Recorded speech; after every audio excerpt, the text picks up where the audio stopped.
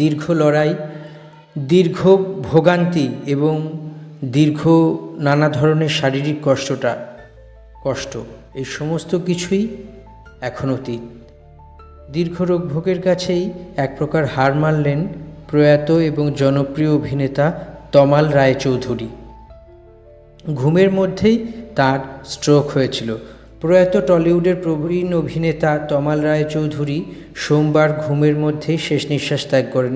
দীর্ঘদিন ধরেই তার নানা রকম শারীরিক কষ্ট দেখা দিয়েছিল এবং একই সঙ্গে বেশ কিছু সমস্যারও তিনি মুখোমুখি হয়েছিলেন।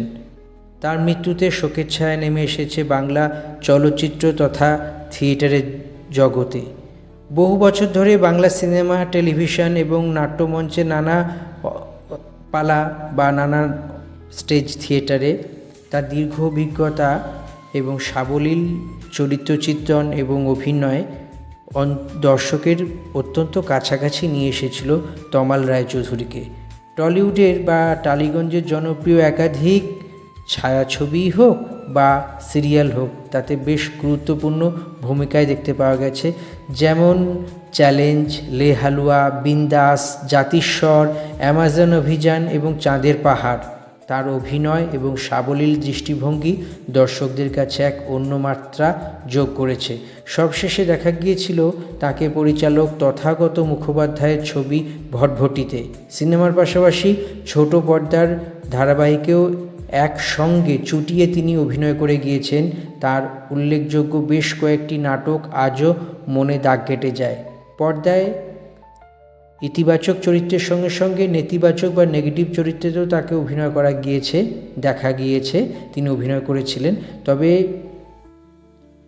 ইতিবাচক চরিত্রে অভিনয় করার ফলে মানুষের কাছে বেশি তার গ্রহণযোগ্যতা বৃদ্ধি পেয়েছে। সবসময় অভিনয়ের থেকে তিনি পরবর্তীকালে দেখা যায় একটা সময় পর সরে দাঁড়ান। বিভিন্ন সাক্ষাৎকারে তিনি জানিয়েছিলেন শারীরিক অসুস্থতার কারণে ধীরে ধীরে কাজ কমিয়ে দিয়েছিলেন এবং তারপর পেসমেকারও বসে এবং শুটিংয়ের কাজে দূরে দূরে যেতে হতো। ভালো প্রস্তাব থাকা সত্ত্বেও তিনি সেই প্রস্তাব নেননি। পাশাপাশি সাম্প্রতিক সময়ে অভিনয়ের সুযোগ আগের তুলনায় কম পাচ্ছিলেন বলেই তিনি জানিয়েছিলেন। আর্টিস্ট ফোরামের পক্ষ থেকে জানানো হয়েছে, ভোরের দিকে হঠাৎই স্ট্রোক হয় তমাল রায়চৌধুরীর, এরপরেই তার মৃত্যু হয়। দীর্ঘদিন ধরে নানা শারীরিক সমস্যায় ভুগছিলেন। অভিনয়ের পাশাপাশি তিনি স্কুল জীবন থেকে বিভিন্ন ধরনের কার্যকলাপের সঙ্গেও যুক্ত ছিলেন। তবে অভিনয় তার জীবনের অন্যতম গুরুত্বপূর্ণ একটি অধ্যায় ছিল। পাড়ার নাটক থেকে শুরু করে বিভিন্ন জায়গায় স্টেজ শো, তিনি সব কিছুতেই প্রশংসার শিখরে থাকতেন। 1962 সালের থিয়েটারে অভিনয়ের মধ্যে দিয়েই তার জীবন শুরু হয়, অর্থাৎ অভিনয়ের জীবন শুরু হয়। দীর্ঘদিন সিনেমা, নাটক এবং বিনোদনের জগতে তমাল রায়চৌধুরী এক প্রবাদ প্রতিম নাম। তার মৃত্যুতে তার অনুপস্থিতিতে যে কতখানি ক্ষতি হলো তা বলাই বাহুল্য এবং তার অনুরাগীদের কাছে এই ভীষণ রকম একটি জায়গা এসে গিয়েছে এবং এই যে একটা শূন্যতা তৈরি হয়েছে তা সত্যিকারই বলার নেই।